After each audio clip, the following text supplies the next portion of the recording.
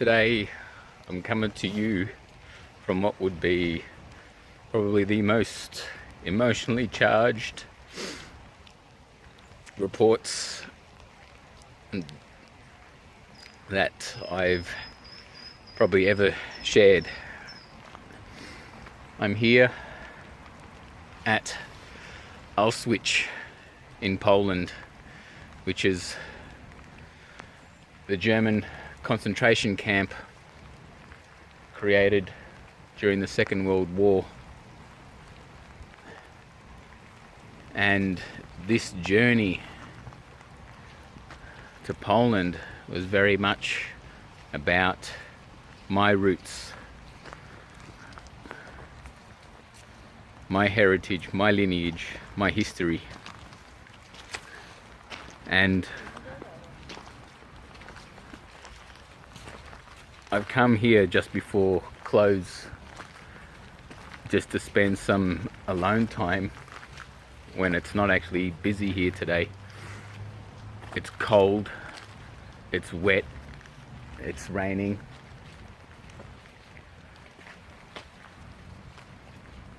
And it's not even in the peak of winter. We've only just a quarter of the way through autumn. So I can't even begin to imagine the conditions here right in the peak of winter, knowing how cold it gets here. And you've probably seen from my other posts that it snows along the streets here.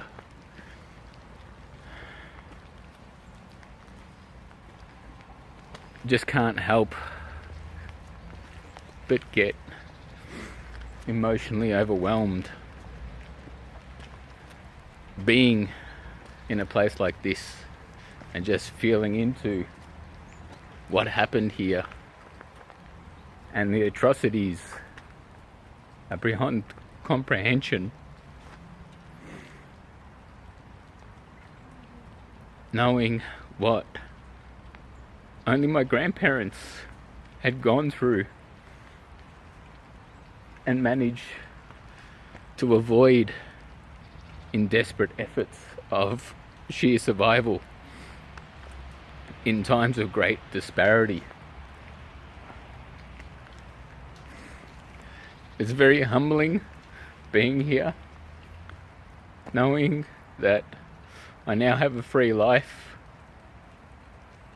from the choices my grandparents on both sides of my family, both my mother's and my father's, being a full-blood Pole.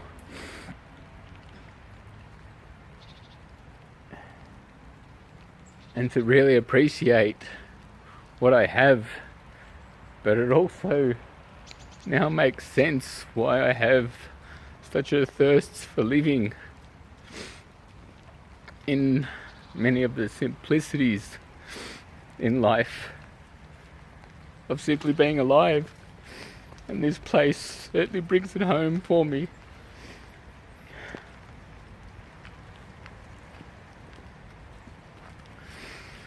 It also reminds me of the stories my grandparents told me and the resilience they had to keep on keeping on when they fled, when they had the opportunity to flee the Second World War. And a story that my grandmother shared with me when she was still alive, who only passed away only 3 years ago, age 98, mind you. I swore she was going to make it to the 100 mark, but she didn't. However, the story she told me was one that of when she fled and had to work for food whilst fleeing Poland, going to Siberia, and having to walk from Poland to Siberia, and then walking through many countries south as well as whatever forms of commuting were available back then, heading all the way down to India. But along that journey, she lost two of my, I guess, auntie and uncle. They were twins who died through malnutrition. And this was before my father was born, her first two children. And when my father was actually born in India, as my grandmother was a refugee, and the story she told me, and which really highlights points of my resilience at times of great disparity and being able to navigate through big challenges. She, at the time, during the war, had to do whatever work she could for food to feed her children.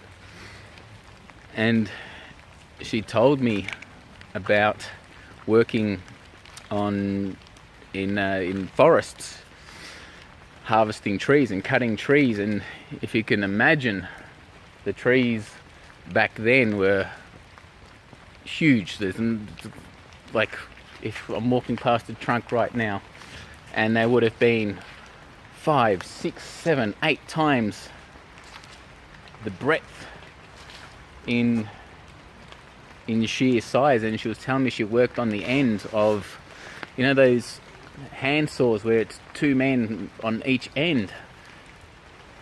And my grandmother was 5 foot nothing, I think, or 5'1", tiny woman. But she told me she outworked 2 men who collapsed from exhaustion just by knowing that she had to not only feed herself but feed her family and overcome and find from within her this deep sense of resilience and energy to continue.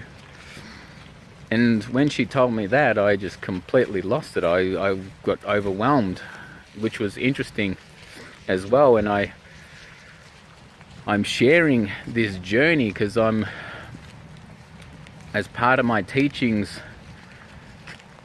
and through my own life experience, I'm looking at my cellular memory, my DNA, not just my environment and my culture that I was raised in, and looking at how my life is to be today, and to also have the blessings of education to be able to decipher and make decisions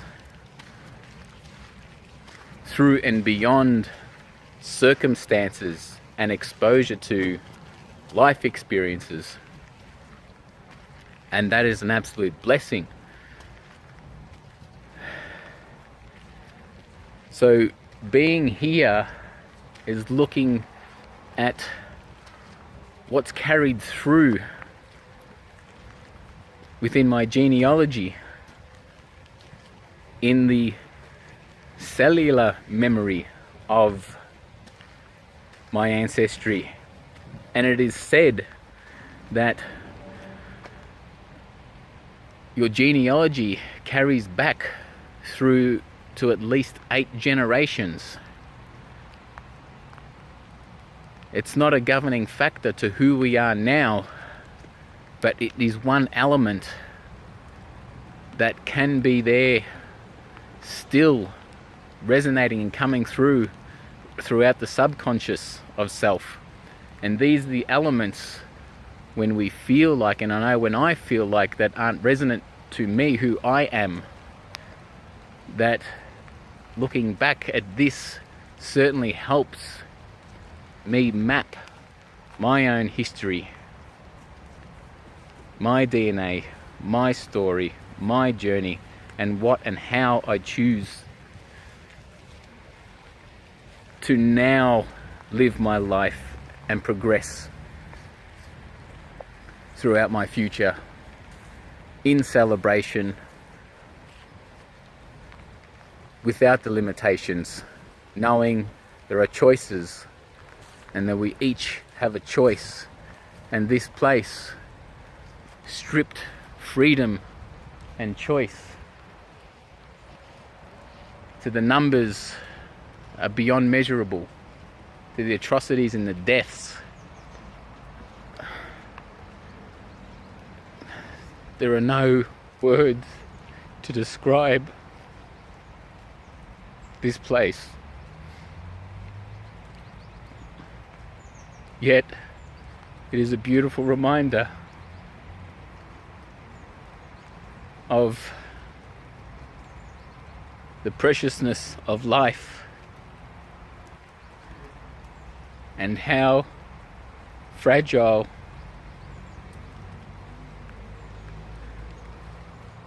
it really is. Tomorrow I come back for a tour with Bodhi, and Bodhi's currently walking around at the moment himself. But I just needed to be in here first to feel this prior to coming back tomorrow, which I actually want to hear the story. And we're going on a tour tomorrow, a guided tour, because that's also going to reinforce a lot of what I'm feeling here, and it's going to help me do some healing as well within my family ancestry and my family history, and help me progress even further with my evolution in life.